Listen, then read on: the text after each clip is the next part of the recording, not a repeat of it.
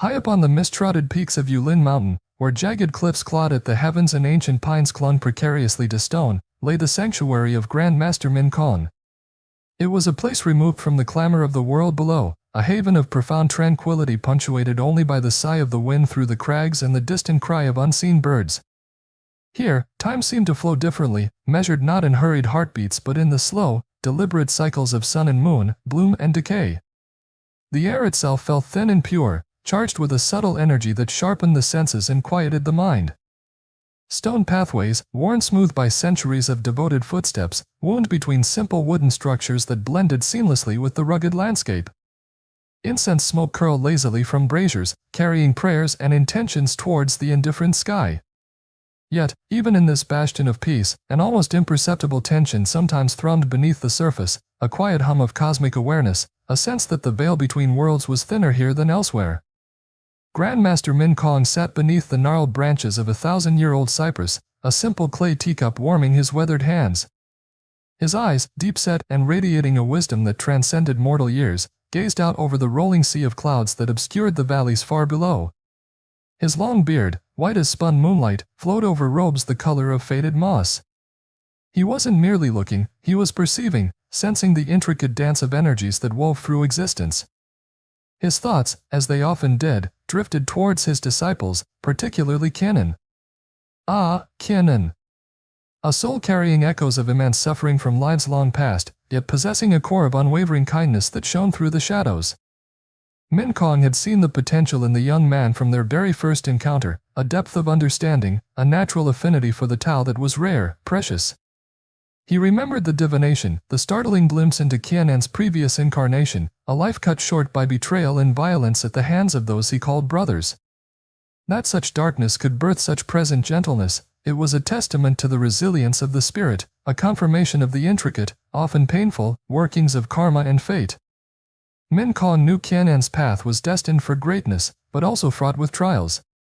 The weight of past lives, the echoes of old wounds, they clung to him like tenacious mines. Guiding him required a delicate touch, a balance of discipline and compassion.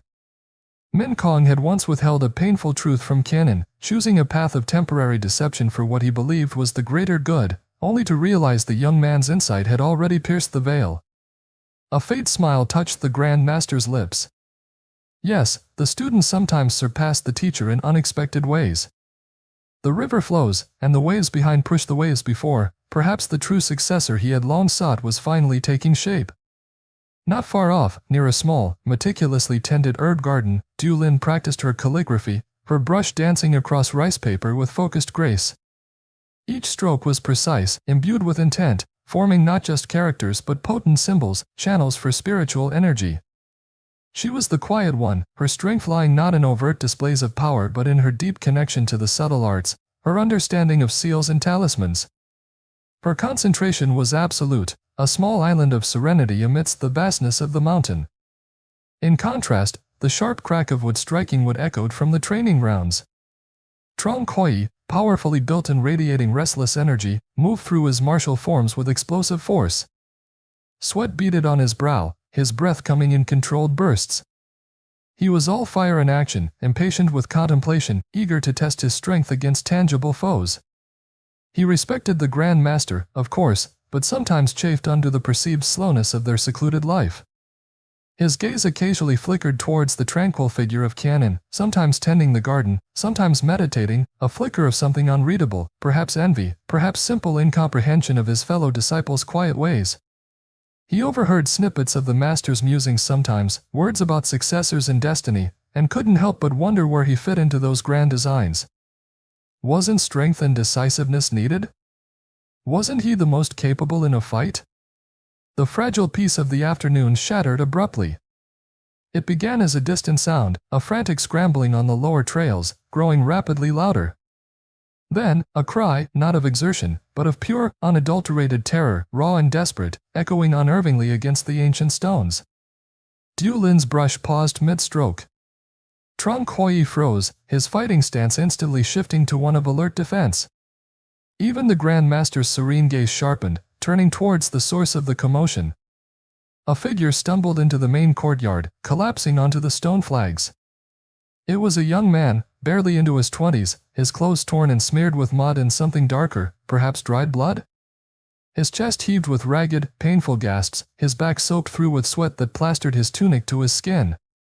His eyes, wide and wild with panic, darted around frantically, finally locking onto the Grand Master. This wasn't just exhaustion from a difficult climb, this was the profound fatigue of someone fleeing a nightmare, propelled by sheer adrenaline and terror.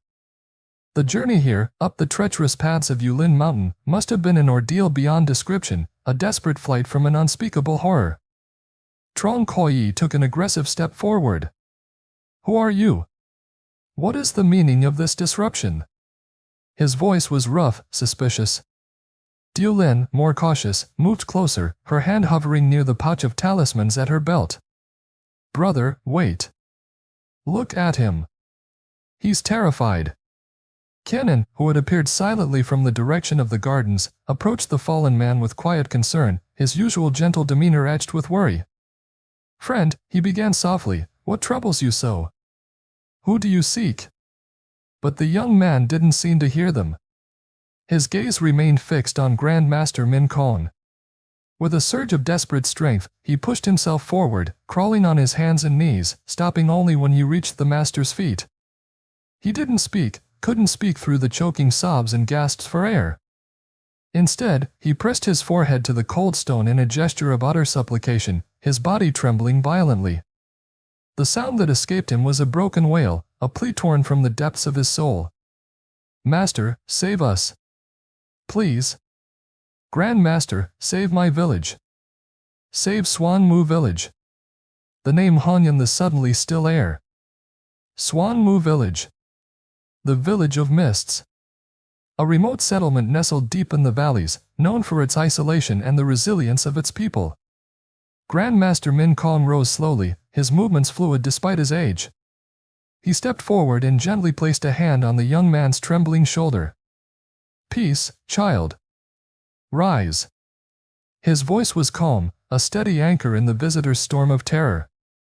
"Catch your breath. There is water and rest to be had. No aid can be given or received through panic."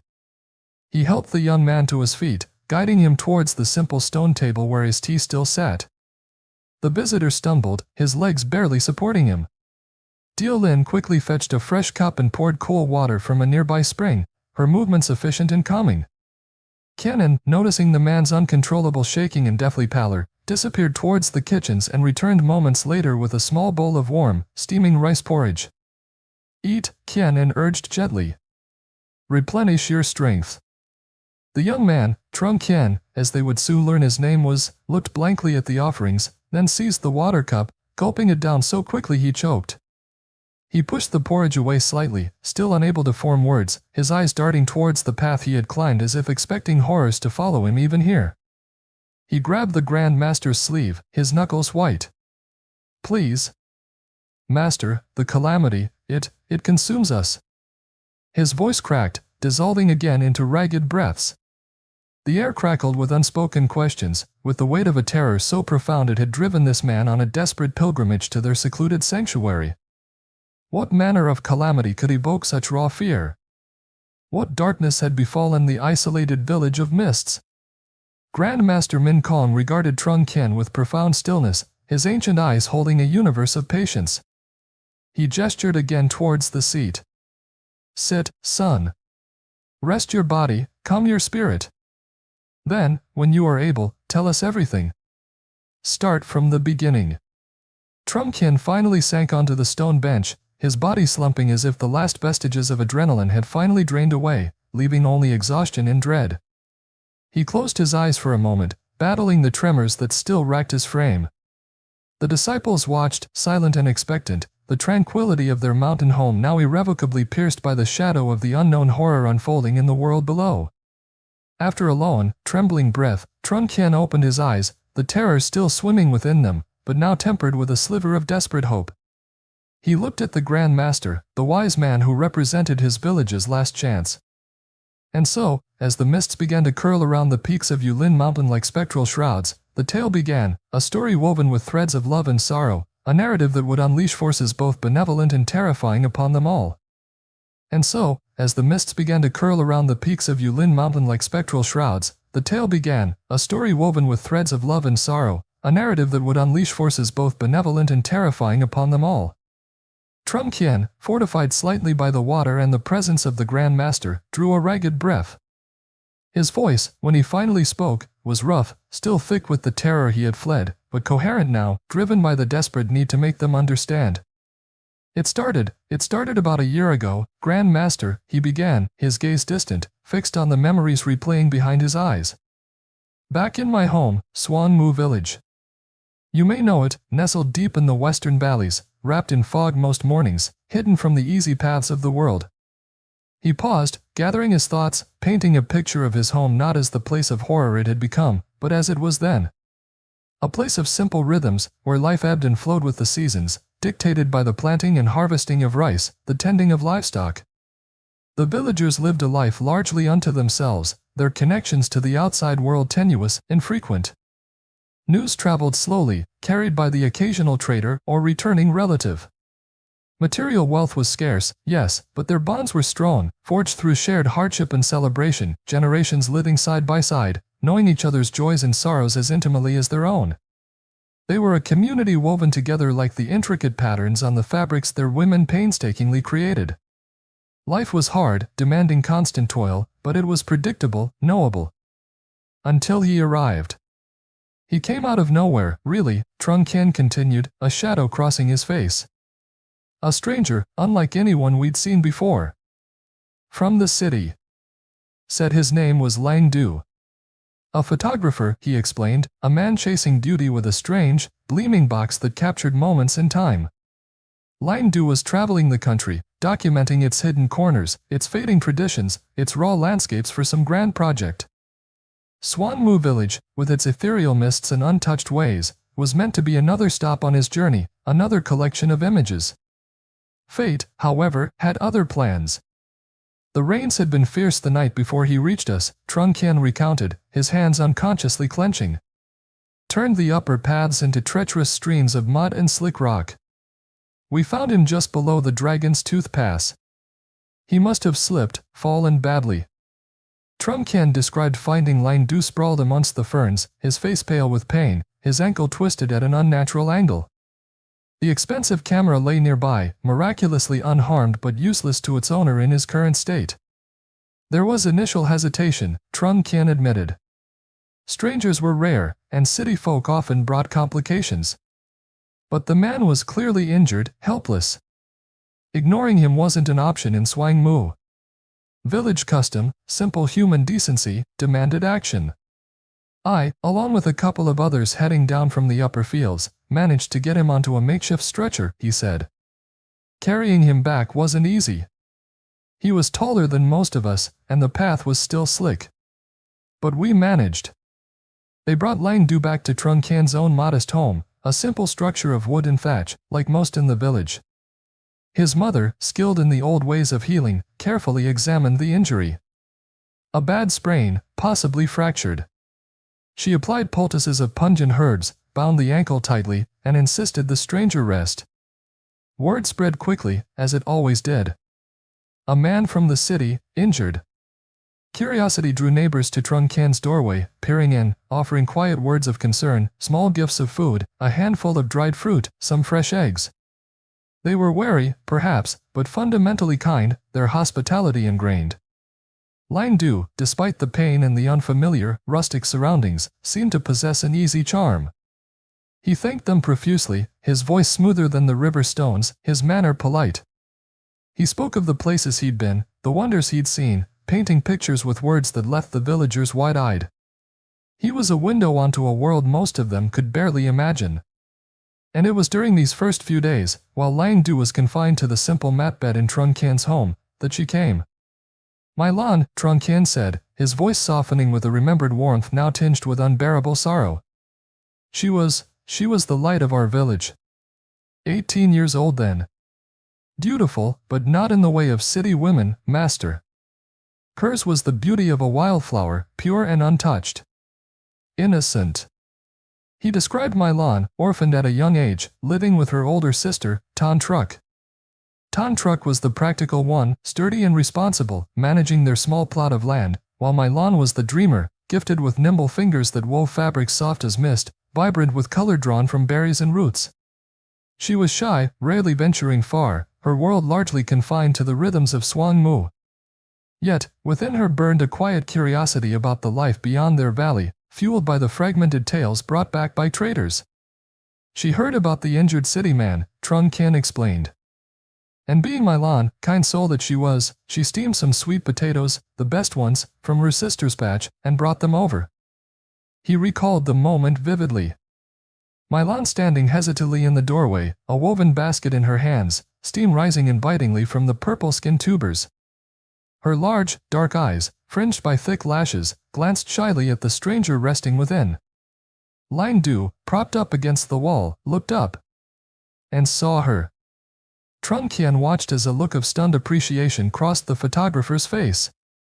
He had likely seen countless beautiful women in his travels, sophisticated city dwellers, perhaps. But My Lan's simple, guileless beauty, the way the afternoon light caught the curve of her cheek, the shy uncertainty in her gaze, it clearly struck him with unexpected force. She offered him the potatoes, Trung Qian said, a faint smile playing on his lips despite the grimness of his overall tale. Told him they were the sweetest in the village, grown by her sister. He just stared for a moment. Lost, maybe. Lan Du eventually took one, his fingers brushing hers in the exchange.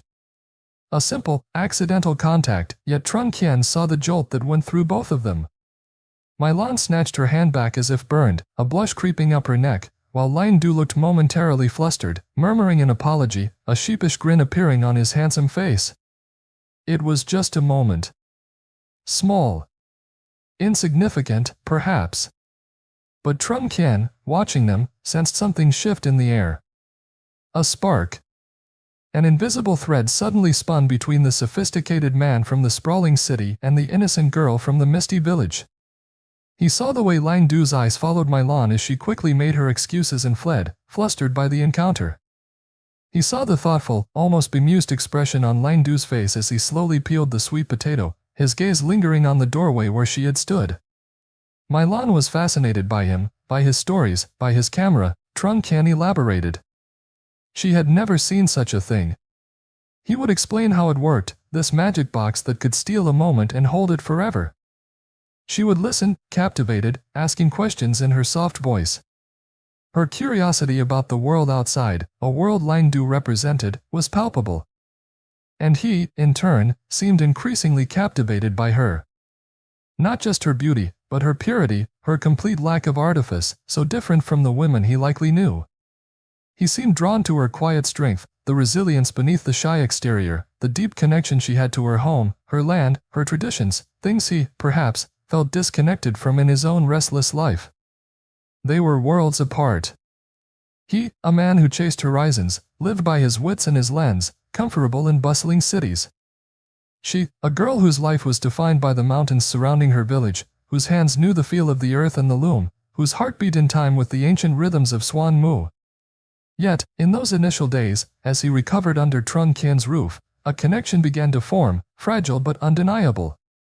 A shared glance, a hesitant smile, the simple offering of steamed potatoes, seeds of affection planted in unlikely soil. The sophisticated photographer found himself unexpectedly charmed, disarmed by the mountain girl's unaffected grace. And the shy village girl found her quiet world suddenly filled with the exciting, unsettling presence of the man from far away. Trung Qian fell silent for a moment, the memory of that seemingly innocent beginning heavy in the quiet sanctuary. The Grand Master and his disciples waited patiently, sensing that this gentle, sunlit prelude was merely the opening chapter of a far darker, more tragic story. The seeds had been sown, unknowingly, for both a great love and a terrible devastation. That initial spark, ignited by shy glances and shared potatoes, quickly kindled into something warmer, deeper, during the weeks that followed. Lan Du's ankle healed slowly, perhaps more slowly than strictly necessary, he might have admitted to himself, providing a convenient excuse to linger in the unexpected sanctuary of Suong Mu Village. Or maybe it wasn't an excuse at all. Maybe the tranquil rhythm of the village, so alien yet so alluring, and the captivating presence of My Lan, were weaving a spell around him, holding him captive more effectively than any injury. He spent his days exploring, his camera his constant companion, but his lens seemed increasingly drawn to one subject. My lawn. He photographed her at her loom, fingers flying with practiced grace, creating vibrant life from simple threads. He captured her fetching water from the stream, sunlight dappling through the leaves onto her hair, her reflection momentarily joining the shimmering fish below. He persuaded her, gently at first, to pose for him amidst the wildflowers that carpeted the hillsides, near the whispering bamboo groves, beside the ancient, moss-covered shrines scattered throughout the valley. Initially shy and awkward before the strange cyclopean eye of the camera, my lawn gradually relaxed under his patient direction and easy charm. Her natural grace emerged, her laughter echoing softly in the quiet mountain air as he coaxed smiles and playful glances from her. For Lang Du, a man accustomed to fleeting encounters and the detached observation required by his profession, this connection felt different. Startlingly so. My lawn wasn't just a subject, she was becoming the landscape of his heart. Her innocence wasn't ignorance, it was a purity of spirit he found intoxicating. Her curiosity about his world was genuine, her questions insightful. She wanted to know about the roaring cities, the iron birds that flew in the sky, the moving pictures he described. He, in turn, found himself asking about the village traditions, the meaning behind the patterns she wove, the names of the stars as seen from her mountain home. He learned about her life, the early loss of her parents, the quiet resilience she shared with her older sister, Tan Truc, their lives intertwined in mutual support.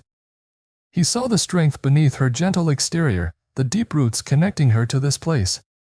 It made his own life, a life of constant movement and searching, feel strangely rootless in comparison. One day, Lang Du promised, showing her a particularly captivating image he'd caught of her looking thoughtfully out from her window, framed by sunlight, "I'll take these back to the city. There, I have special baths, chemicals, they make the pictures real, something you can hold. I will bring this one back for you, my lawn. Properly done. A real photograph." Her eyes widened, a thrill running through her. Truly? You can make it, stay? Yes, he smiled, captivated by her wonder. I promise. I'll bring it back to you myself. He hesitated, then added, his voice softer, more serious, and perhaps I can speak to my family. Tell them about Suong Mu. About you.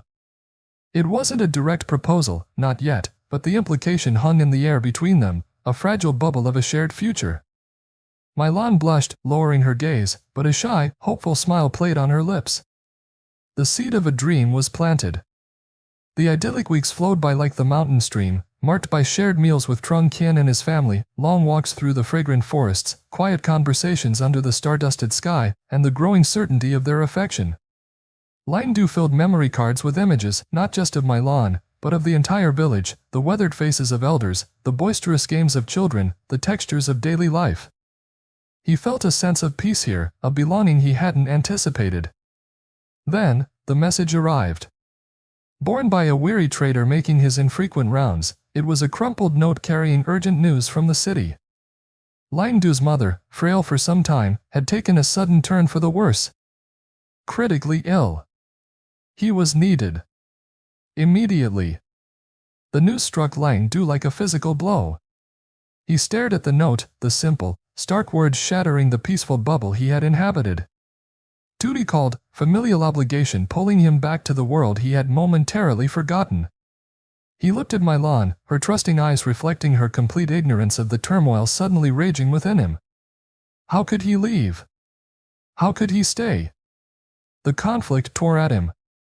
His sophisticated life, his ambitions, his family responsibilities, they seemed a world away from my land's innocent existence, yet they were inextricably his. The farewell was hurried, fraught with unspoken fears and desperate promises. He found my lawn near the ancient wishing tree at the edge of the village, a colossal banyan whose roots delved deep into the earth and whose branches reached towards the heavens, adorned with countless faded red ribbons carrying the hopes and dreams of generations. The air around it felt thick with accumulated prayers. I have to go, my lawn, he said, his voice strained. He explained about his mother, the urgency, the impossibility of delay. Tears welled in my land's eyes, clinging to her lashes like morning dew. Fear, sharp and cold, pierced through the warmth of their recent happiness. You will come back? It was barely a whisper. Yes. Of course, yes, Lang Du insisted, taking her hands, his grip tight, desperate. As soon as I can. As soon as my mother is stable. Wait for me, My Lan. Please, wait for me. He felt a surge of panic, a sudden, irrational fear that if he left, this fragile connection, this unexpected love, would dissolve like mist in the morning sun. She nodded, trying to be brave, but a single tear escaped, tracing a path down her cheek. She reached into the small pouch she always carried, pulling out a length of soft, intricately woven fabric, a scarf, dyed the deep blue of the twilight sky, embroidered with tiny silver flowers. I made this. For you. She pressed it into his hands, her fingers trembling slightly. Lang Du clutched the scarf, its softness a stark contrast to the sudden roughness in his throat. He fumbled at his own neck, untying the small, carved wooden amulet he always wore, a protective charm given to him by his own grandmother years ago, meant to ward off ill fortune. And this, he said, pressing it gently into her palm.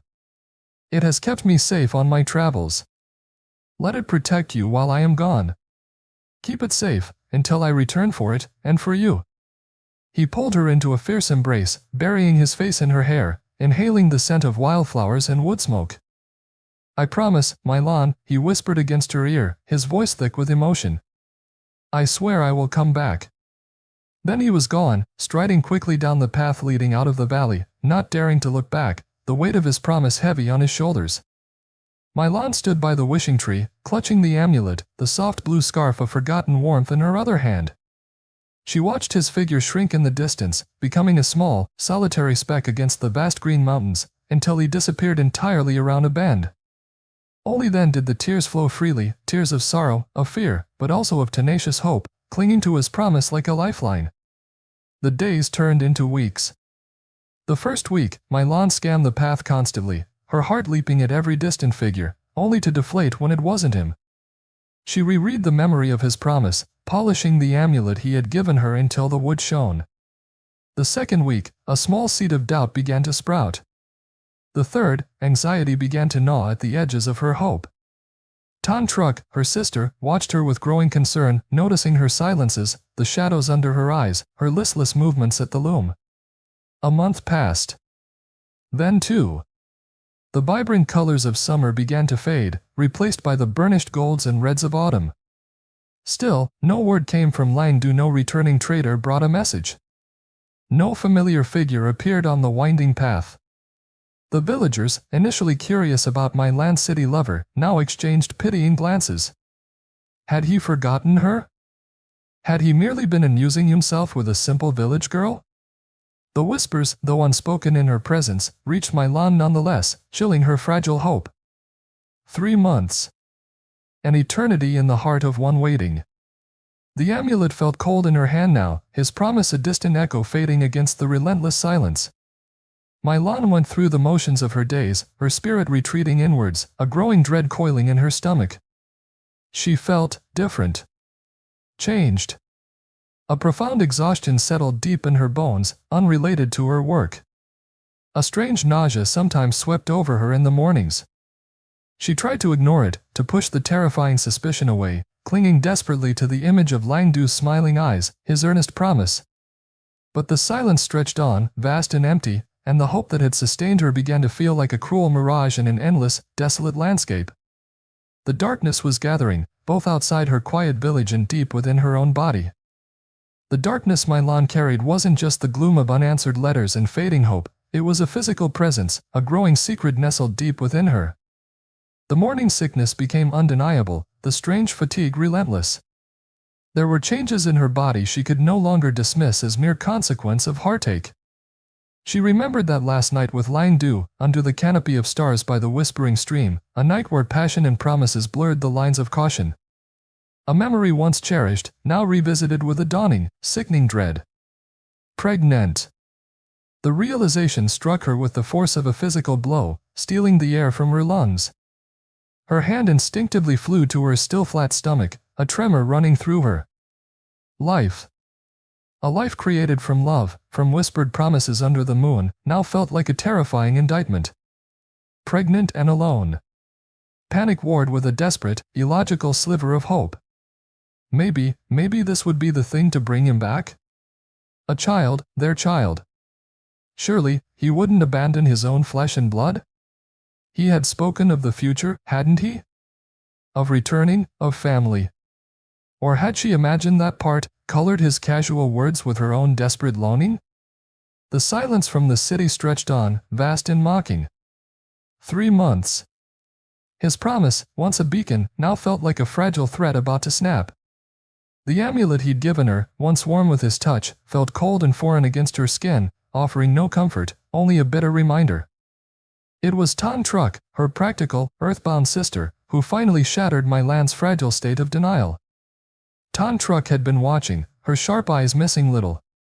She saw the way My Lan barely touched her food, the frequency with which she rushed outside, hand clamped over her mouth, the unnatural pallor beneath her tan, the haunted look that had replaced the dreamy glow in her eyes. Tan Truc knew the signs, she'd seen them before in other village girls who'd loved unwisely, who'd listened to promises carried away on the wind.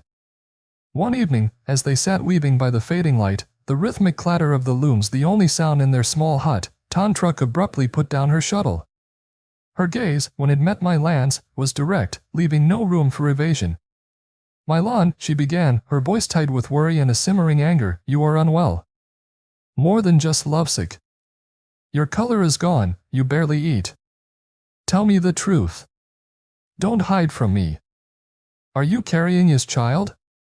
The question hung between them, heavy and suffocating. My Lan froze, the colorful threads tangling in her lap, her breath catching in her throat. She couldn't meet her sister's eyes, focusing instead on a knot in the wood floor. A choked sob escaped her. I don't know. Don't lie to me. Tan Truc snapped, slamming her hand down on the loom, her fear erupting as anger. I see it. Anyone with eyes can see it. Everyone will see it soon. Foolish girl.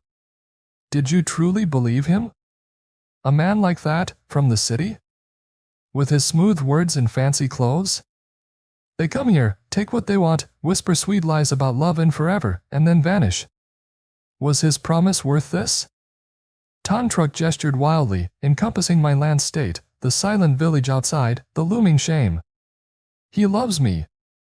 My Lan cried, finally looking up, tears streaming down her face, her voice trembling with a desperate conviction she no longer truly felt.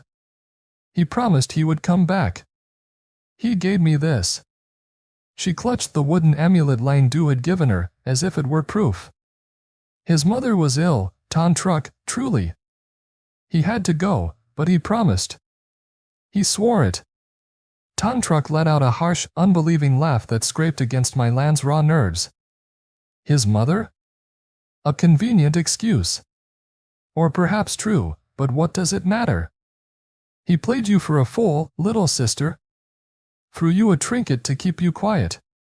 Do you think his fine city family, his wealthy parents he spoke of, would ever accept a poor, uneducated girl from Suong Mu? He has likely forgotten you already, laughing with his friends about his little mountain adventure. Found some other pretty face in the city. Every word was a dagger twisting in My Lan's already bleeding heart, echoing her own deepest, most terrifying fears, stripping away the last vestiges of denial. No. You're wrong. You're cruel. My Lan screamed, jumping to her feet, the weaving scattering around her ankles like fallen hopes. He wouldn't. He loves me. He promised marriage. He said he would tell his parents. Marriage? Tan Truc stood too, her face contorted with a mixture of pity and fury, her own fear for their future, their standing in the village, fueling her harshness. Open your eyes, My Lan. 3 months. 3. Not a word. Not a sign. Where is he now, this great love of yours? He used you. He abandoned you. And now look. Look what you've done. You carry the shame of it alone. You shame us both. The accusation, raw and brutal, finally broke something within My Lan.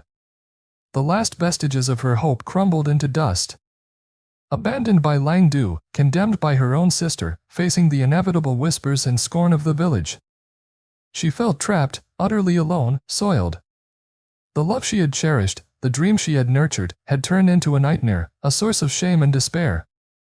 Covering her ears with trembling hands to block out Tan Truck's relentless, fearful tirade, My Lan fled the small house, running blindly into the encroaching twilight, her sister's bitter words chasing her like vengeful spirits, mingling with the ghost of Lang Du's broken promises.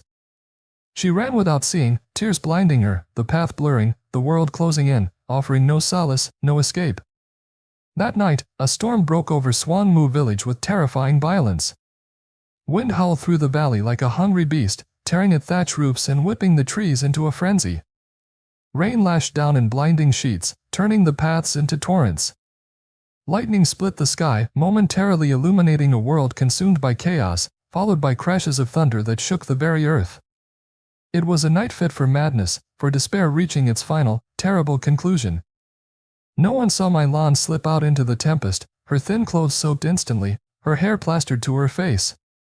No one knew where she was headed, drawn perhaps by some final, broken instinct, until the storm finally exhausted itself near dawn, leaving behind a bruised, sodden world under a sky the color of lead.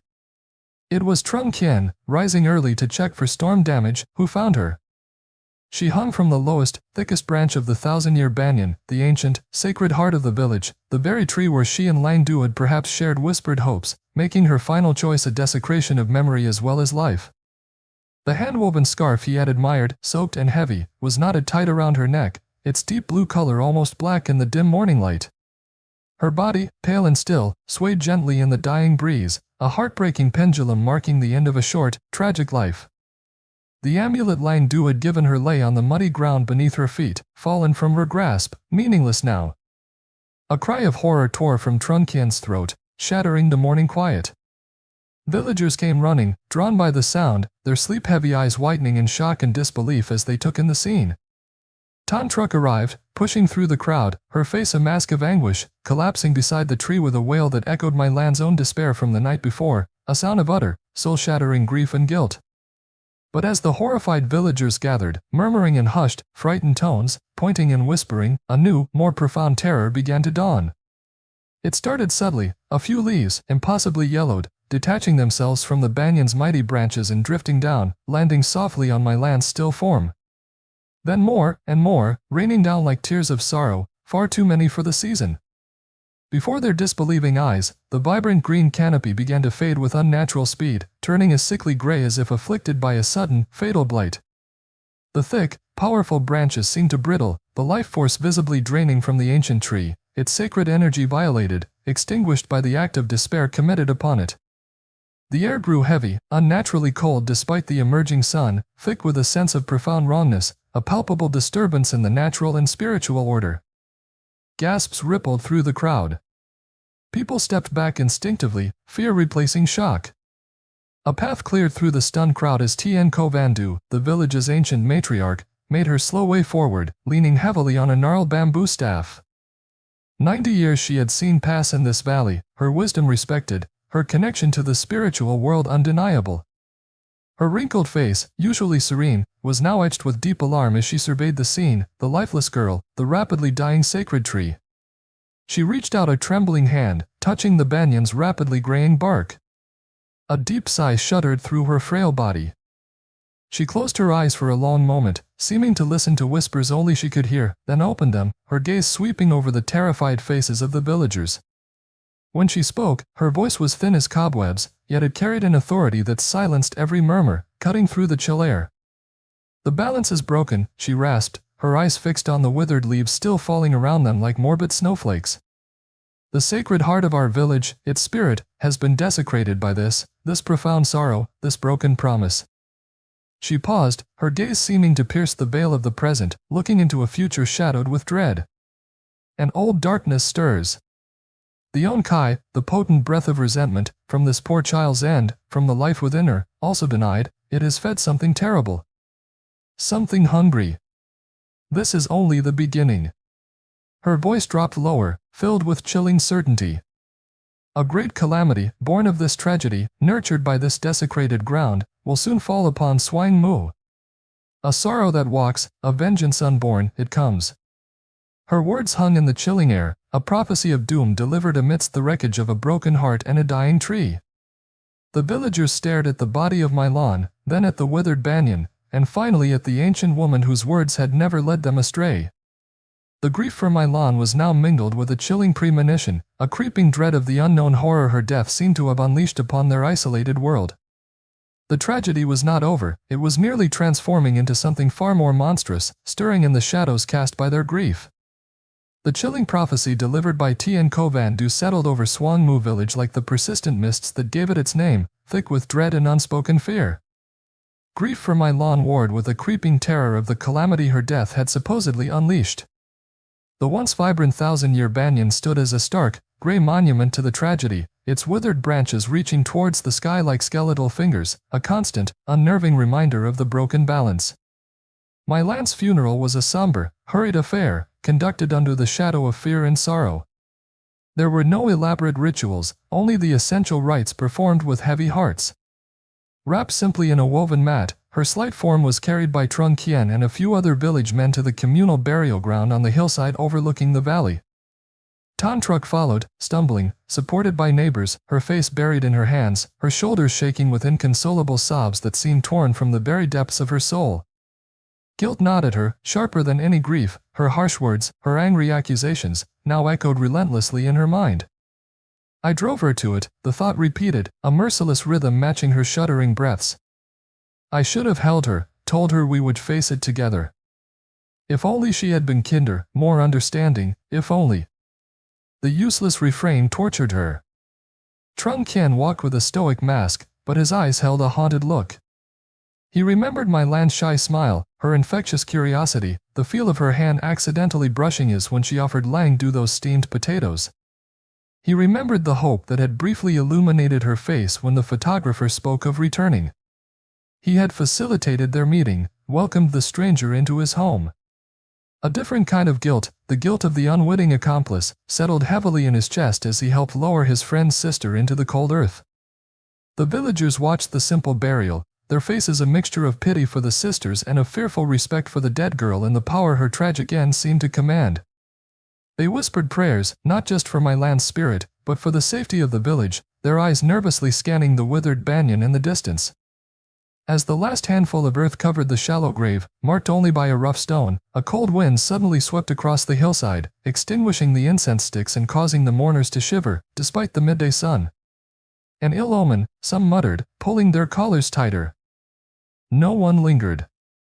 They dispersed quickly, casting fearful glances back at the fresh grave and the skeletal tree, avoiding each other's eyes, whispering fearfully about Tien Van Du's prophecy, eager to return to the relative safety of their homes, leaving Tan Truc and Trung Kien alone with their grief and the heavy silence.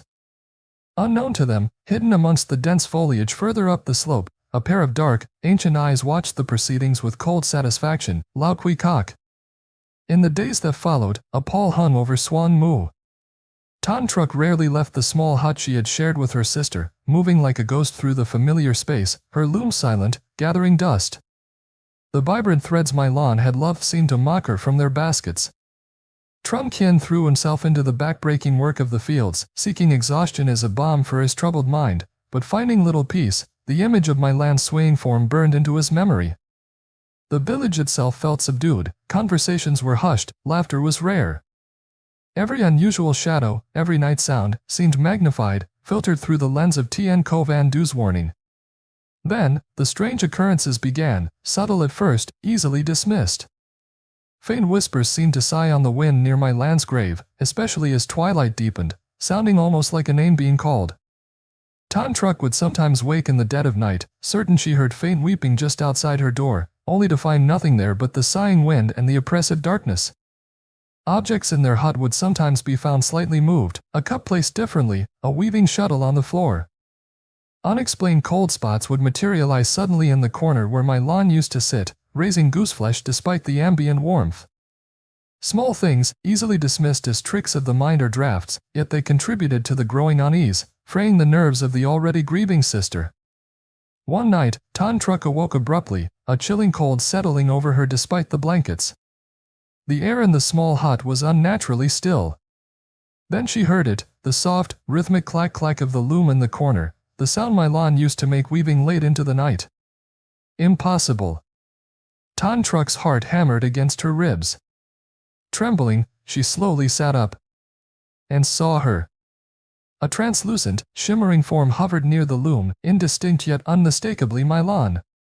Her spectral face was etched with profound sorrow, tears like liquid moonlight streaming down her cheeks.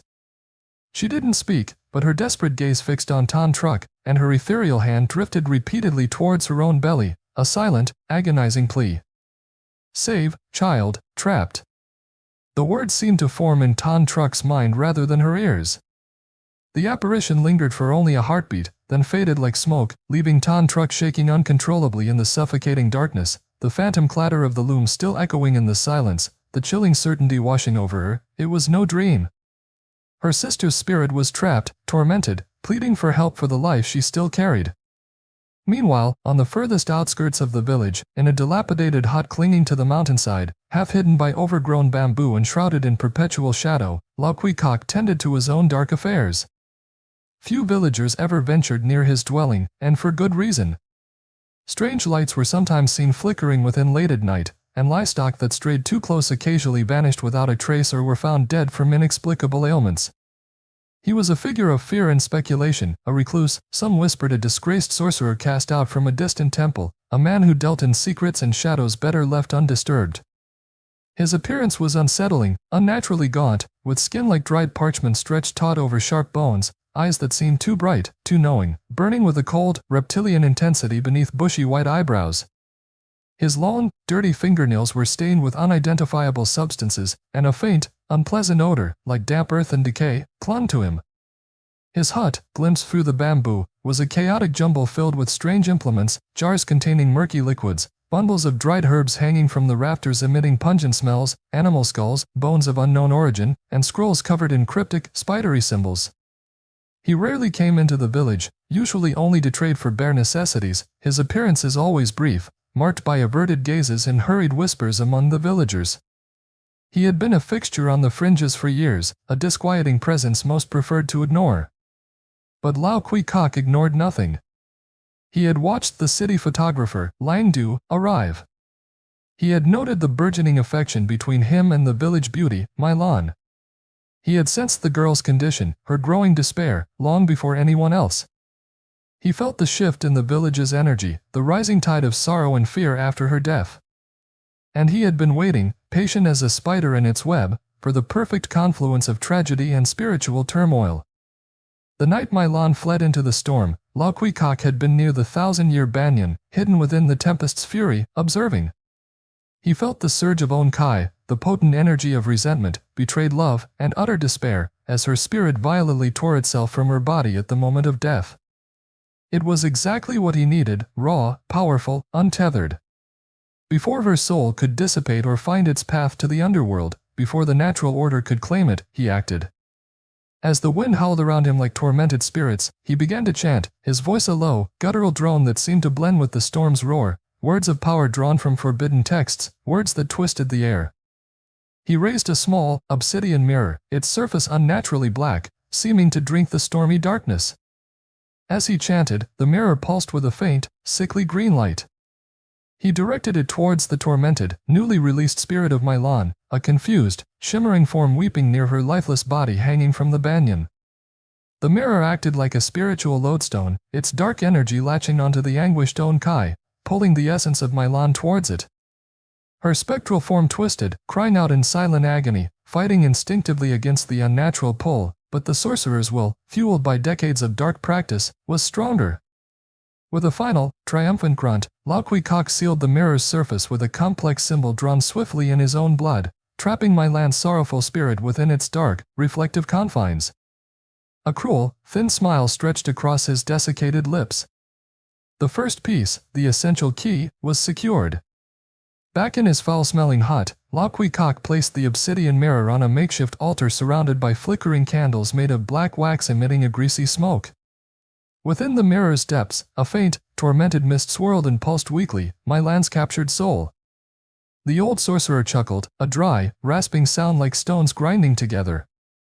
He hadn't interfered directly in her death, he hadn't needed to. Despair and broken promises had done his work for him, providing the perfect catalyst. Decades I have waited, he croaked to the empty hut, his eyes gleaming at the trapped spirit. Sought the right vessel, a spirit brimming with own kai, tethered by betrayed love and, crucially, unripe life, perfect. The photographer served his purpose well, the fool. But the spirit, potent as it was merely the vessel, the anchor. The true prize, the source of the power he craved, still lay buried beneath the cold earth on the hillside, nestled within the decaying flesh of its mother. His dark plan, nurtured for years, was unfolding perfectly, and the real horror for Suong Mu Village had yet to truly begin. The captured spirit wept silently within the obsidian prison, helpless, unaware of the far more terrible fate that awaited her child. Lau Kui Kok's work was far from over. The obsidian mirror, containing the tormented essence of Milan, pulsed faintly on Lau Kui Kok's squalid altar. But the spirit, potent with grief and own kai, was merely the key, the anchor. The true source of the power the sorcerer craved lay elsewhere, slumbering beneath the freshly turned earth on the hillside burial ground. His dark preparations were complete. The next phase of his abhorrent ritual required the vessel itself. Waiting for the dark phase of the moon, when the night was deepest and the veil between worlds thinnest, Lau Kui Kok crept from his hidden hut.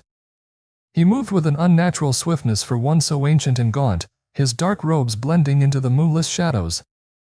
He carried a crudely fashioned shovel and a heavy sack containing the tools of his profane craft. Reaching the communal burial ground, the air thick with silence and the scent of damp earth, he located Milan's simple grave, marked only by the rough stone.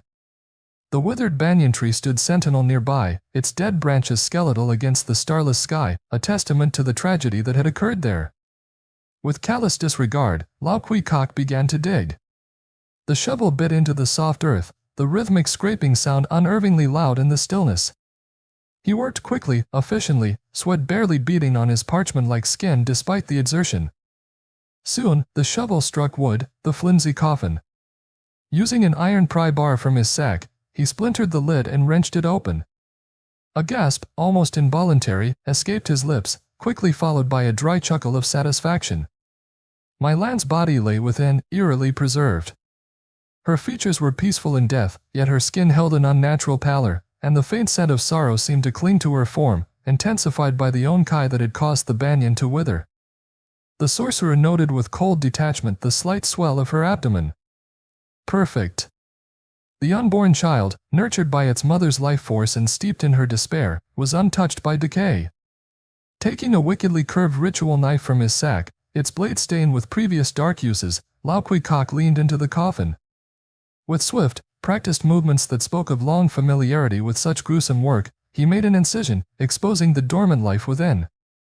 Gently, almost reverently, a grotesque parody of care, he lifted the unborn fetus from its resting place. It was small, perfectly formed, yet radiating a palpable aura of potential twisted by tragedy. Wrapping it carefully in dark cloth, he placed it in his sack. He spared no glance for the violated body of Milan left behind in the desecrated coffin. He hastily shoveled the earth back into the grave, leaving the site disturbed but attempting a crude concealment, before melting back into the shadows, clutching his prize. Back within the oppressive confines of his hut, the true ritual began. He placed the fetus into a large, crudely fashioned earthenware jar etched with disturbing symbols. From stoppered gourds and grimy pouches, he produced the other ingredients, powders ground from grave dirt and charred bone, noxious herbs known only to practitioners of the blackest arts, and a writhing handful of pale, segmented worms, ancient parasites said to feed on life force and amplify negative energy. He uncorked the obsidian mirror, and a thin stream of tormented, misty energy, Milan's spirit, flowed reluctantly into the jar, swirling around the fetus like a captive shroud. Lau Kui Kok then sliced his own wrinkled palm with the ritual knife, letting thick drops of his dark blood drip onto the mixture, binding the profane concoction with his own malevolent will. He began to chant, his voice dropping into a guttural drone, invoking names and forces that had no place in the world of the living. The air in the hut grew thick, heavy, vibrating with unnatural power. The black wax candles sputtered, casting lone, dancing shadows that seemed to writhe and take on monstrous shapes. The worms burrowed into the fetus, which began to twitch, then convulse violently within the jar. The trapped spirit mist of Milan eddied frantically, emitting silent screams of anguish. Lau Kui Kok chanted faster, louder, his eyes blazing with fanatic light, pouring his energy, his hatred, his decades of twisted knowledge into the transformation. Slowly, horrifically, the fetus began to change. It grew with unnatural speed, its limbs elongating, its skin stretching taut, taking on a deathly gray pallor. Tiny, needle-sharp claws sprouted from its fingers and toes.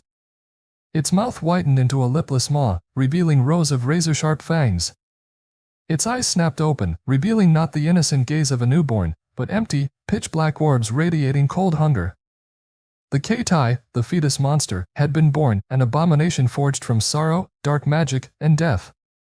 Small, agile, and driven by an insatiable craving for the life force it lacked, it twitched within the jar, testing its newfound form. Lao Kui Kok cackled, a sound like dry leaves skittering over stone. Go, he hissed, gesturing towards the door with a blood-stained hand. Feed. Grow strong. The Keitai, sensing its release, scrabbled out of the jar with terrifying speed. It was no larger than a cat, but moved with the swift, jerky movements of an insect, skittering across the floor and vanishing through a crack under the door into the night. Its first hunt had begun. It found its prey in a small hut near the edge of the rice paddies. Inside, a man named Lu slept soundly, exhausted from a long day's work. His daughter, tending to a late-night chore, was in the kitchen area. The Keitai, drawn by the steady pulse of life, slipped silently through a gap in the woven wall. It perched for a moment on the sleeping man's chest, its black eyes devoid of anything but predatory instinct. Then, it lowered its fanged maw to his neck. It didn't bite in the conventional sense, rather, it seemed to latch on, and a faint, shimmering aura became visible around the man as his life force was drawn out, siphoned into the creature. The man gasped, his eyes flying open, his body convulsing weakly. He aged decades in mere seconds, his skin turning gray and papery, his limbs going limp. The Keitai, now visibly larger, its form slightly less fetal and more grotesquely humanoid, let out a soft, sated hiss and darted back out into the darkness just as Lu entered the room, dropping her water bucket with a scream that pierced the night. News of the horrific death, and Liu's terrified account of the small, fanged creature, spread through Suong Mu like wildfire the next morning. Panic erupted. Doors were barred even in daylight, flimsy charms were hung, prayers were frantically whispered. Was this the calamity Tien Ko Van Du had prophesied? This monstrous child thing? The memory of her words spurred them into action. Fear overriding their grief, a desperate crowd, led by a grim-faced Trung Kien, made their way towards the ancient woman's hut, their last bastion of wisdom and hope. They found her collapsed just inside her doorway, frail and almost translucent. A faint, intricate symbol, drawn perhaps in salt or ash, glowed weakly on the threshold before fading completely as they approached. She had tried to protect herself, or perhaps the village, but the effort had clearly cost her dearly. Trung Kien knelt beside her, lifting her head gently. Her breathing was shallow, her eyes clouded. Tien Ko, he whispered urgently. The creature, it attacks. Her eyes fluttered open, focusing on him with immense effort. Her voice was barely a breath, papery thin. Knew it would come. Keitai, born of sorrow, fed by life, grows stronger with each soul. She coughed, a rattling sound deep in her chest. Dark sorcery. Lao Kui Kok, behind it. Her grip tightened feebly on Trung Kien's arm. Only one can help now. Grand Master. Yulin Mountain. Min Kong. He understands these paths. Go. Trung Kien. Her breath hitched. Go now. Suong Mu's only hope. Her eyes slid closed, her hand fell limp, and the last breath sighed out of her ancient body. Tien Ko Van Du was gone. A wave of despair washed over the gathered villagers. Their elder, their wise woman, their link to the old ways, was dead. The last defense against the encroaching darkness had fallen. Trung Kien gently lowered Tien Ko Van Du's head, his face etched with grief and a terrible, newfound resolve. He looked at the terrified faces around him, then towards the distant, mist-shrouded peaks of Yulin Mountain, barely visible on the horizon. Her dying words echoed in his mind, Min Kong, only hope. The journey would be perilous, the outcome uncertain, but there was no other choice. He had to go. He had to reach the Grand Master. For My Lan, for Tien Ko Van Du, for the survival of Suong Mu Village. He stood up, the weight of his entire village settling onto his young shoulders. The path ahead was fraught with danger, but behind him lay only monstrous death. The obsidian mirror, containing the tormented essence of Milan, pulsed faintly on Lao Kui Kok's squalid altar. But the spirit, potent with grief and own kai, was merely the key, the anchor. The true source of the power the sorcerer craved lay elsewhere, slumbering beneath the freshly turned earth on the hillside burial ground. His dark preparations were complete. The next phase of his abhorrent ritual required the vessel itself. Waiting for the dark phase of the moon, when the night was deepest and the veil between worlds thinnest, Lao Kui Kok crept from his hidden hut. He moved with an unnatural swiftness for one so ancient and gaunt, his dark robes blending into the moonless shadows. He carried a crudely fashioned shovel and a heavy sack containing the tools of his profane craft. Reaching the communal burial ground, the air thick with silence and the scent of damp earth, he located Milan's simple grave, marked only by the rough stone. The withered banyan tree stood sentinel nearby, its dead branches skeletal against the starless sky, a testament to the tragedy that had occurred there. With callous disregard, Lao Kui Kok began to dig. The shovel bit into the soft earth, the rhythmic scraping sound unervingly loud in the stillness. He worked quickly, efficiently, sweat barely beading on his parchment-like skin despite the exertion. Soon, the shovel struck wood, the flimsy coffin. Using an iron pry bar from his sack, he splintered the lid and wrenched it open. A gasp, almost involuntary, escaped his lips, quickly followed by a dry chuckle of satisfaction. Milan's body lay within, eerily preserved. Her features were peaceful in death, yet her skin held an unnatural pallor, and the faint scent of sorrow seemed to cling to her form, intensified by the onkai that had caused the banyan to wither. The sorcerer noted with cold detachment the slight swell of her abdomen.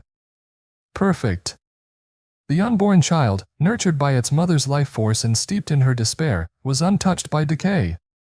Taking a wickedly curved ritual knife from his sack, its blade stained with previous dark uses, Lao Kui Kok leaned into the coffin. With swift, practiced movements that spoke of long familiarity with such gruesome work, he made an incision, exposing the dormant life within. Gently, almost reverently, a grotesque parody of care, he lifted the unborn fetus from its resting place. It was small, perfectly formed, yet radiating a palpable aura of potential twisted by tragedy. Wrapping it carefully in dark cloth, he placed it in his sack. He spared no glance for the violated body of Milan left behind in the desecrated coffin. He hastily shoveled the earth back into the grave, leaving the site disturbed but attempting a crude concealment, before melting back into the shadows, clutching his prize. Back within the oppressive confines of his hut, the true ritual began. He placed the fetus into a large, crudely fashioned earthenware jar etched with disturbing symbols. From stoppered gourds and grimy pouches, he produced the other ingredients, powders ground from grave dirt and charred bone, noxious herbs known only to practitioners of the blackest arts, and a writhing handful of pale, segmented worms, ancient parasites said to feed on life force and amplify negative energy. He uncorked the obsidian mirror, and a thin stream of tormented, misty energy, Milan's spirit, flowed reluctantly into the jar, swirling around the fetus like a captive shroud. Lao Kui Kok then sliced his own wrinkled palm with the ritual knife, letting thick drops of his dark blood drip onto the mixture, binding the profane concoction with his own malevolent will. He began to chant, his voice dropping into a guttural drone, invoking names and forces that had no place in the world of the living. The air in the hut grew thick, heavy, vibrating with unnatural power. The black wax candles sputtered, casting lone, dancing shadows that seemed to writhe and take on monstrous shapes.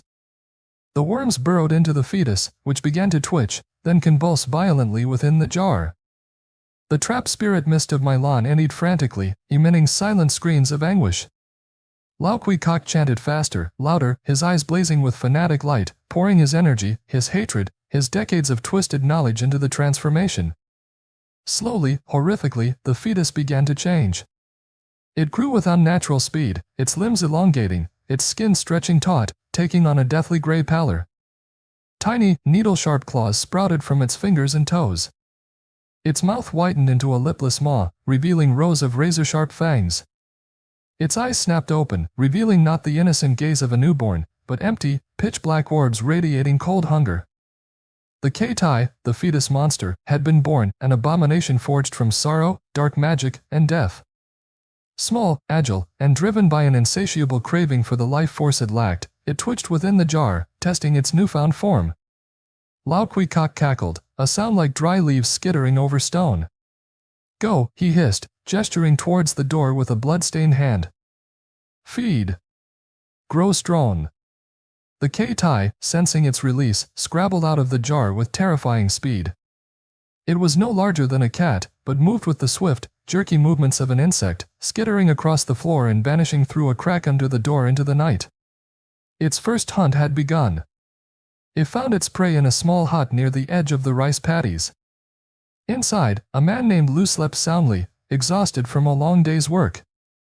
His daughter, tending to a late-night chore, was in the kitchen area.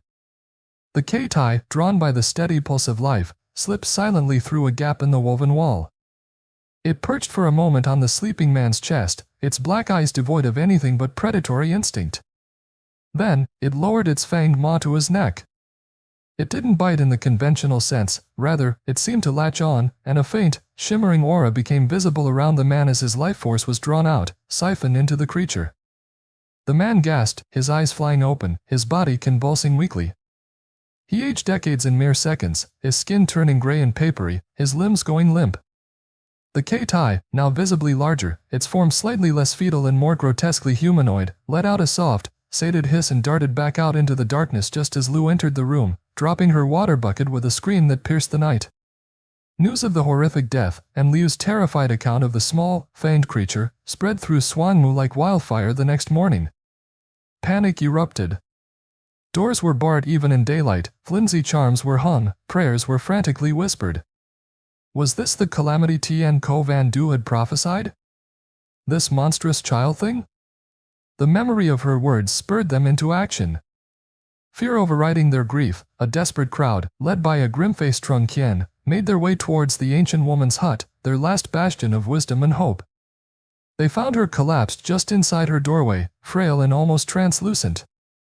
A faint, intricate symbol, drawn perhaps in salt or ash, glowed weakly on the threshold before fading completely as they approached.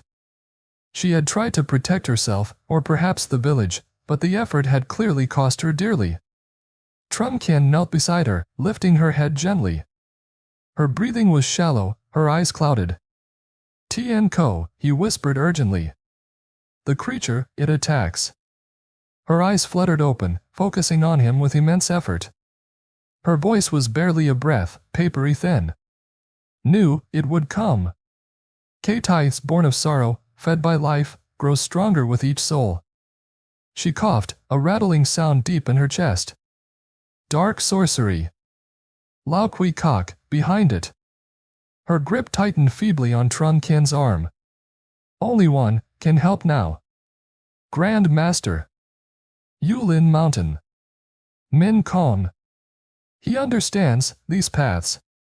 Go. Trung Kien. Her breath hitched. Go now. Suong Mu's only hope. Her eyes slid closed, her hand fell limp, and the last breath sighed out of her ancient body. Tien Ko Van Du was gone. A wave of despair washed over the gathered villagers.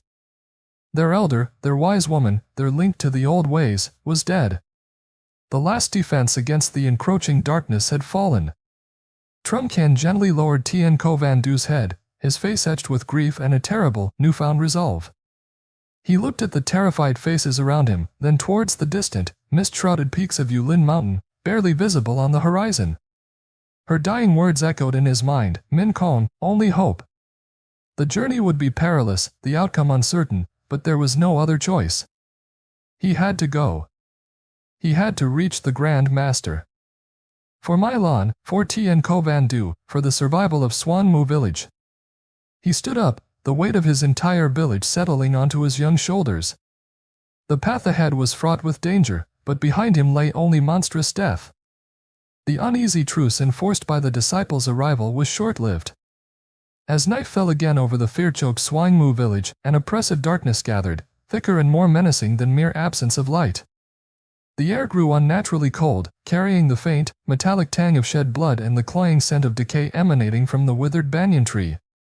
The terrified villagers, huddled together in Trung Kien's reinforced house under Dio Lin's hastily applied protective seals, could only listen to the eerie silence outside, a silence far more terrifying than screams.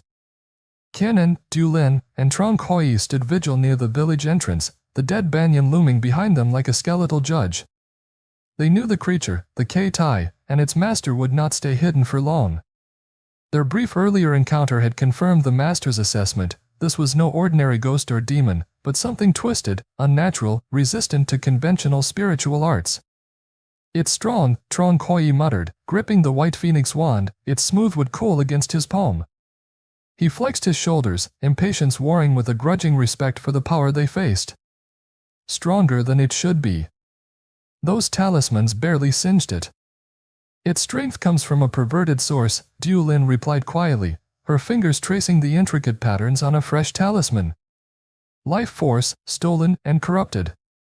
And fueled by the own Kai of the mother's spirit, bound to its unnatural existence." Her eyes were troubled. "Standard seals won't hold it for long." Qianan remained silent, his hand resting on the golden dragon staff. Its ancient wood felt solid, reassuring, yet he sensed the weight of the task ahead. He felt the lingering sorrow that permeated the village, a palpable miasma clinging to the very air they breathe. He thought of Mylan, the gentle girl Trung Qian had described, her tragic end, her unborn child twisted into this monstrosity. He also felt the cold, calculating presence lurking nearby, Lao Kui Kok, the architect of this horror. Then, they appeared. Not with a sudden lunge, but materializing from the deepest shadows near the banyan tree like coalescing nightmares. Lao Kui Kok stood hunched, his eyes glittering with malevolent amusement in the faint moonlight filtering through the clouds. And beside him, noticeably larger than before, crouched the K-Tai. Its gray skin seemed stretched too tightly over its distorted, vaguely humanoid frame. Its limbs ended in wickedly sharp claws, and its lipless mouth opened in a silent snarl, revealing rows of needle-like fangs. Its eyes glowed with a dull, hungry red light, devoid of soul or reason. It seemed to twitch with barely contained energy, a predatory beast straining at an invisible leash held by the sorcerer. Perhaps the ancient worm magic Lao Kui Kok had employed, hinted at in forbidden texts, had amplified its unnatural growth and power. "So," Lao Kui Kok rasped, his voice like dry leaves rustling, "the old fool on the mountain sends his fledglings. Did he not dare face me himself after all these years?" "Your quarrel is with the heavens, sorcerer, not with our master," Qianan replied steadily, raising the golden dragon staff. "Release the spirit you hold captive and end this abomination." Lao Kui Kok cackled, a horrid, grating sound. "Release her? When she and the child are the keys to power beyond your comprehension? Fools! You will merely be the first souls to feed my creation tonight." He made a sharp, commanding gesture. With a chilling screech that tore through the night air, the K-Tai launched itself forward, a blur of unnatural speed. Trong Hoi met the charge, shouting a defiant war cry, the white phoenix wand flashing in his hands. It struck the creature's shoulder with a burst of white energy, staggering it momentarily, but the K-Tai recovered almost instantly, lashing out with claws that ripped through the air. Trong Hoi parried, his martial skill evident, but he was forced back, surprise and frustration clear on his face. The creature was fast, unnervingly strong, and seemed almost impervious to the wand's power. Dulin reacted swiftly, flicking talismans through the air. They ignited upon contact with the creature's gray skin, leaving sizzling scorch marks, but the K-Tai merely shrieked in annoyance, shaking them off as if they were bothersome insects. It darted past Trong Hoi's guard, heading straight for Dulin. She quickly formed a hand seal, muttering a warding incantation, and a shimmering barrier of golden light flared into existence before her. The creature slammed into it with incredible force, the barrier cracking visibly under the impact. "It resists the seals." Dulin cried out, straining to maintain the collapsing ward. Lao Kui Kok laughed again, raising his own gnarled hands. Shadows deepened around him, coalescing into spectral tendrils that lashed out towards the disciples, attempting to bind their limbs, whispering insidious doubts into their minds. Qianan deflected a shadowy rope with a sweep of the golden dragon staff, the wood glowing faintly, dispersing the dark energy. He saw Trong Hoi locked in a desperate, close-quarters struggle with the creature, the white phoenix wand glowing erratically, barely holding it at bay. Dulin reinforced her barrier, but it flickered precariously. They were losing ground. This creature was too fast, too strong, too resistant to their powers. Canon felt a rising desperation. He channeled energy into the staff, striking the ground, sending a pulse of golden light rippling outwards. It washed over the K-Tai, causing it to recoil with another shriek, but it didn't seem significantly harmed. As it recoiled, Canon noticed Lao Kui Kok clutch reflexively at his chest, at the obsidian mirror talisman hanging there. A flicker of understanding sparked in Kianan's mind. He focused his senses, pushing past the chaos of the battle, reaching out with his spirit. He felt the overwhelming wave of Milan's sorrow again, stronger now, radiating not from the creature, but from the sorcerer himself, specifically from that dark mirror. Then, faint as a dying breath, a thought brushed against his own mind, a desperate, fragmented plea, "Help, child, trapped, pain, save him." The master's words echoed in his memory, "On this earth, nothing can surpass family love. The power of the fetus is very great, but if it's not near its mother, it will gradually become exhausted." He saw it then. Lao Kui Kok wasn't just controlling the K-Tai, he was drawing power from Milan's trapped spirit, using her anguish and her maternal connection to fuel the monster, while simultaneously using the talisman to anchor and command it. The spirit wasn't just a prisoner, she was the battery, the unwilling source of the abomination's resilience. And her connection to the child, that was the link, the vulnerability. Dio Lin. Trong Koi. Canon shouted over the din of battle. Keep the creature occupied. I must break the link. The talisman, it holds her spirit. Understanding dawned on Julin's face. She nodded grimly, renewing her efforts, launching a volley of explosive light talismans to draw the K-Tai's attention. Trong Koi, hearing Canon, let out a roar and redoubled his attacks with the wand, forcing the creature back with sheer ferocity, creating a momentary opening. Lao Kui Kok, seeing Canon's sudden focus shift towards him, snarled, realizing his core strategy was exposed. He began chanting rapidly, raising a hand wreathed in black flame. But Canon was faster. Pouring his energy into the golden dragon staff, using it not as a weapon but as an extension of his will and speed, he blurred forward, dodging a swipe from the distracted K-Tai and deflecting the sorcerer's black flame with a pulse of golden energy from the staff. He was on Lao Kui Kok in an instant. The sorcerer, frail but possessed of unnatural, wiry strength, tried to shield the talisman, spitting curses and clawing at Canon with filth-encrusted nails. Canon ignored the attacks, his eyes fixed on the obsidian mirror hanging against the sorcerer's chest. He saw the tormented, swirling mist within it, Milan's essence. With a final surge of focused intent, channeling the staff's righteous energy, Canon's hand shot out. His fingers closed around the obsidian mirror. Lao Kui Kok screamed, a high-pitched sound of rage and pain, as Canon ripped the talisman from his neck, the cord snapping. A wave of raw, uncontrolled spiritual energy erupted from the mirror, cold, sorrowful, potent. The K-Tai let out a confused, distressed cry, faltering in its attack against Trong Koi, its movements suddenly less certain. Lao Kui Kok staggered back, clutching his chest where the talisman had been, his power source abruptly severed. Canon stood firm, the pulsing obsidian mirror grasped tightly in his hand, the air crackling around it. He held the key, Milan's spirit, and with it, the only chance to quell the monster born from her tragedy. The final act of the confrontation was about to begin.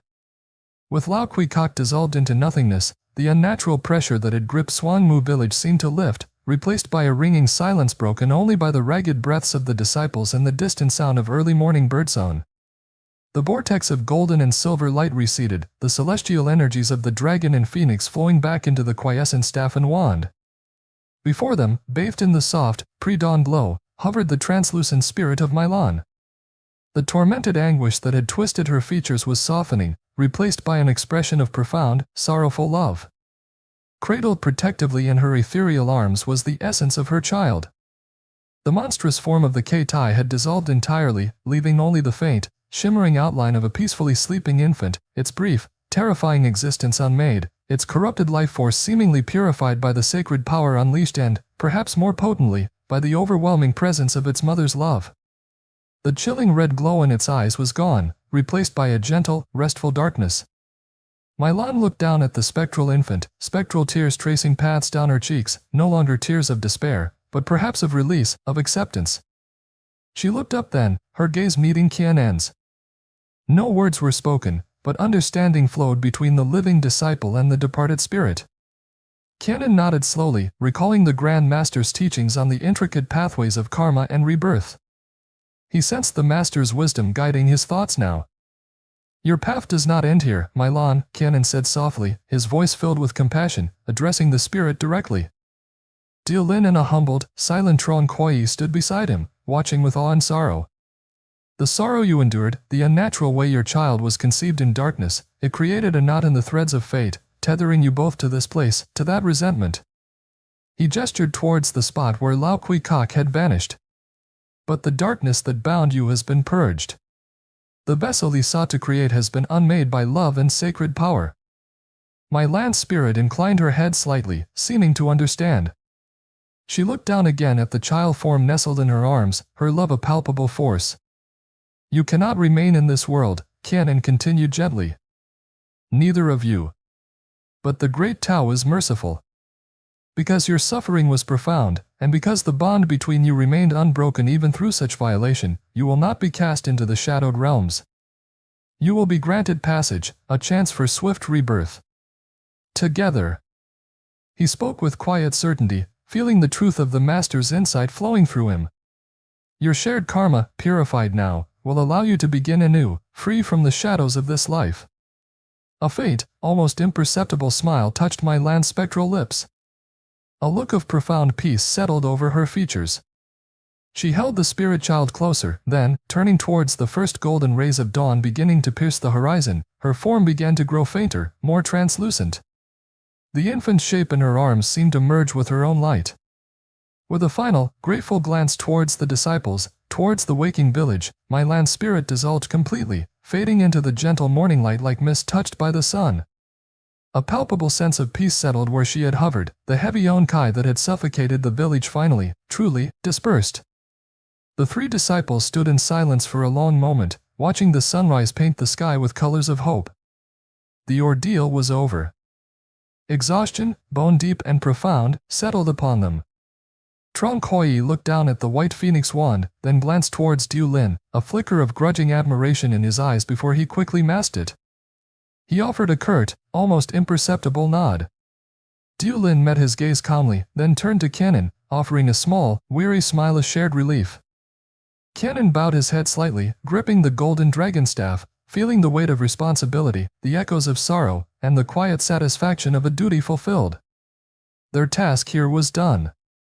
They gathered their meager belongings, shared a final look with Trong Kien, whose face now held exhaustion mixed with dawning relief, and began the long journey back up Yulin Mountain, leaving the fragile dawn in the slowly awakening village behind them.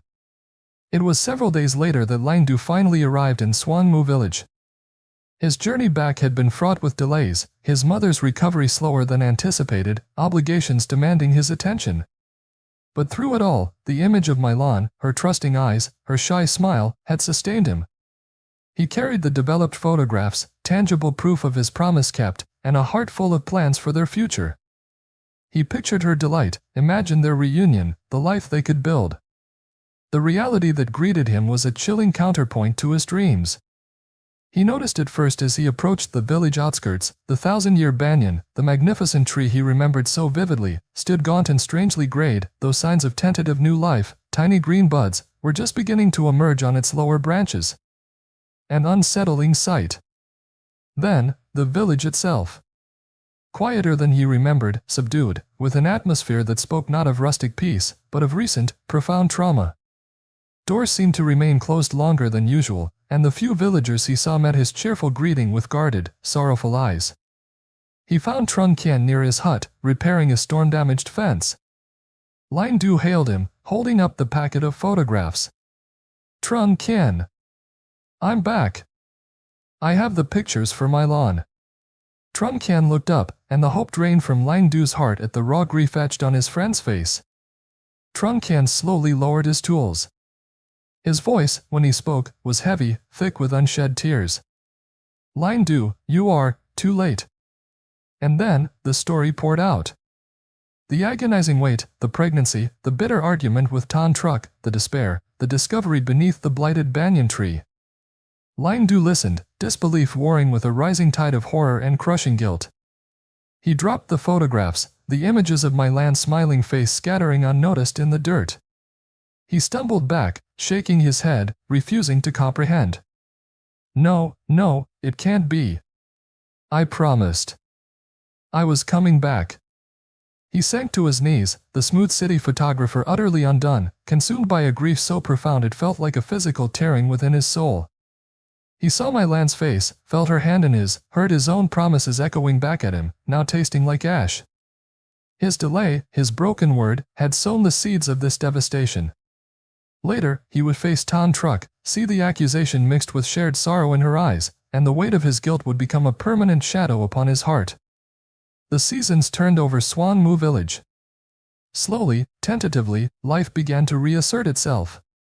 The rains washed away the immediate scars of the storm, and green shoots appeared with greater confidence on the thousand-year banyan, a symbol of nature's resilience, though its upper branches remained gray and lifeless, a permanent reminder. The fear faded, replaced by a quiet solemnity, a shared memory of the darkness they had endured. A year after the tragedy, Tan Truc and Trung Kien were married in a simple village ceremony. Theirs was a union born not of youthful passion, but of shared loss, mutual respect, and quiet companionship. They found solace in each other, rebuilding their lives together amidst the familiar rhythms of Suong Mu. Months later, Tan Truc gave birth to a son. A healthy, beautiful boy. As they held him for the first time, both Tan Truc and Trung Kien gasped. The resemblance was uncanny. He had my land's dark, soulful eyes, the same gentle curve of her lips. Yet, there was something else too, a fleeting expression, a certain set to the jaw, that held an echo of the city photographer who had briefly touched all their lives. They named him Tien Phong, Heavenly Wind, hoping you would live a life as free and unbound as the mountain breezes. Lian Du never truly left their lives, though he never returned to live in Suong Mu. He visited occasionally, a quiet, somber figure watching Tien Phong play from a distance. An anonymous donation arrived each year, ensuring the boy would have funds for schooling far beyond what the village could offer. Lian Du carried his guilt, his remorse a constant companion. He saw in Tien Phong not just the ghost of My Lan, but the living embodiment of his broken promise, and the unexpected, bittersweet grace of a second chance he himself did not deserve, but which fate, in its inscrutable wisdom, had granted to the souls lost in the tragedy he helped create. And so, the story of Suong Mu concludes, a testament to the enduring power of love and the devastating consequences of despair. It whispers of karma's intricate weave, of supernatural battles fought in the shadows, and ultimately, of the persistent, tenacious hope for healing, redemption, and the ever-turning wheel of rebirth, even after the darkest of nights. The mists still roll through the valley, holding the echoes of sorrow, but also the promise of a new dawn. The blinding radiance receded, leaving the clearing near the withered thousand-year banyan bathed in the soft, pearlescent light of approaching dawn. The oppressive weight of Lao Kui Kok's malevolence was gone, replaced by a profound, almost ringing silence. Qianan, Dulin, and Trong Koi stood breathing heavily, the nauquescent golden dragon staff and white phoenix wand still radiating a gentle warmth in their hands. Before them hovered the luminous, translucent spirit of My Lan. The raw anguish that had marked her previous appearances had softened into an expression of infinite tenderness mixed with a lingering sorrow. Cradled in her ethereal arms, the monstrous form of the K Tai had completely dissolved, replaced now by the shimmering, peaceful outline of a sleeping infant. Its brief, tormented existence, born of dark magic and despair, seemed cleansed, its corrupted life force pacified by the purifying light of the celestial artifacts and the undeniable, primal power of its mother's love. My Lan looked down at the spectral child, and a single, luminous tear traced a path down her cheek, not a tear of pain, but one of profound release, of acceptance. She looked up, her gaze meeting Qianan's, conveying a depth of understanding that transcended words. Qianan stepped forward, his voice quiet but clear in the stillness, imbued with the wisdom he sensed flowing from his distant master. The path of suffering has ended for you both, My Lan, he said gently. Du Lin and a subdued Trong Koi watched, their hearts heavy with awe and pity. The dark magic that bound you, that twisted life into monstrosity, has been broken. The sorcerer has paid the price for his transgressions against the Tao. He paused, allowing the peace of the moment to settle. Normally, spirits find their own way, guided by their karma to the courts of the underworld or the cycle of rebirth. But your fate, and that of your child, was unnaturally intertwined with great sorrow and dark interference. He indicated the fading spirit infant. Life denied, yet life persisted, fueled by resentment and captured anguish. A difficult knot for the threads of destiny. My lance form seemed to flicker slightly, a question in her sorrowful eyes. But the great Tao is compassionate, Qianan continued, relaying the understanding washing over him. The purification you witnessed, the strength of your enduring maternal bond even in the face of such darkness, these have altered the path. You will not be condemned to wander as resentful ghosts, nor face lengthy judgment. A different passage is offered. He looked towards the brightening eastern sky. A chance for swift rebirth. Together, your spirits, cleansed and still profoundly linked, will enter the cycle anew, granted another opportunity, free from the shadows of this life, to find the peace you were denied. A faint, serene smile touched my land's ethereal lips. It was a smile of understanding, of gratitude, of weary acceptance. She held the spirit child closer, pressing her translucent cheek against its peaceful form. As the first true rays of the rising sun broke over the mountain ridges, painting the mist-filled valley with hues of rose and gold, her form began to grow fainter, more luminous, less defined. The infant shape in her arms seemed to dissolve into her own light, merging into a single point of gentle radiance. With a final, soft glance towards the disciples, a look that conveyed sorrow for the past, gratitude for the present, and acceptance of the future, the light pulsed once, gently, and then faded completely, vanishing into the welcoming arms of the dawn. A profound sense of peace settled over the clearing. The heavy, cloying on-kai was gone, replaced by the clean scent of damp earth and the fresh promise of a new day. The disciples stood for a long moment in silence, the emotional and spiritual toll of the night's events weighing heavily upon them. Trong Koi finally broke the silence, his voice unusually subdued. He looked down at the white phoenix wand, then glanced at Du Lin. Your connection, it was pure. The wand answered you, sister. Not me.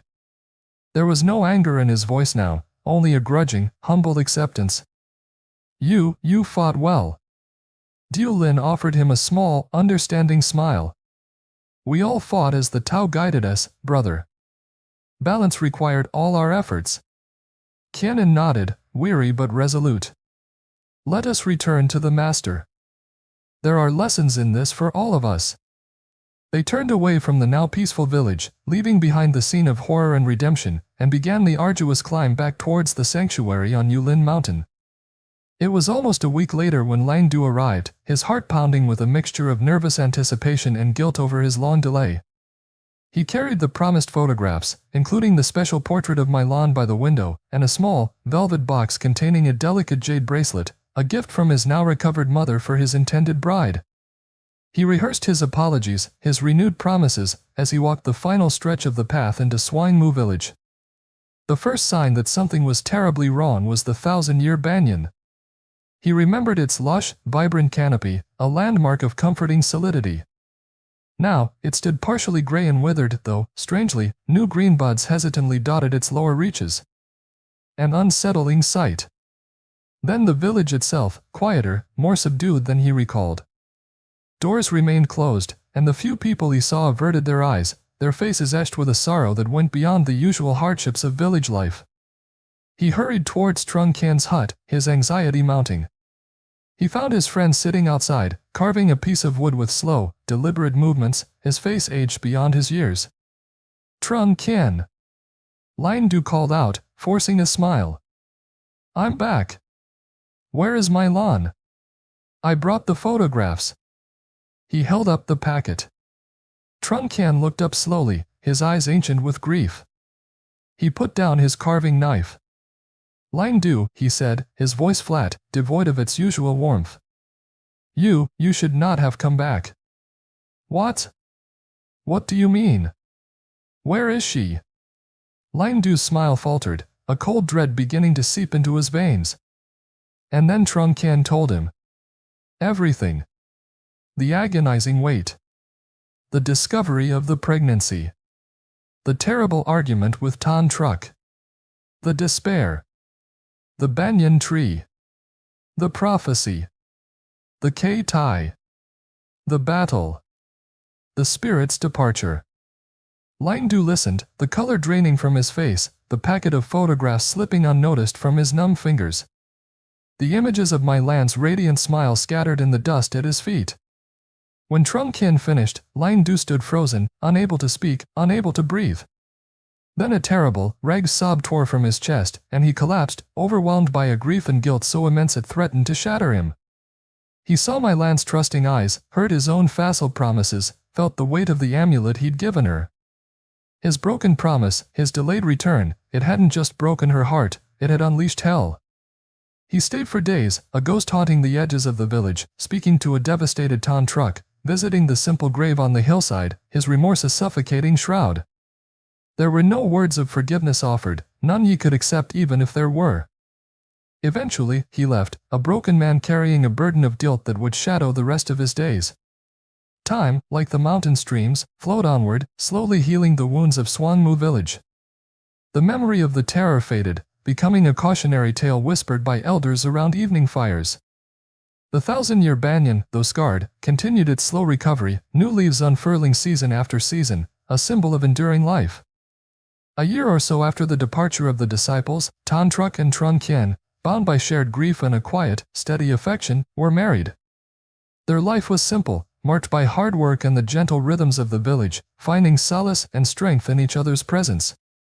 Eventually, Tan Truc gave birth to a son. They named him Tien Phong, Heavenly Wind.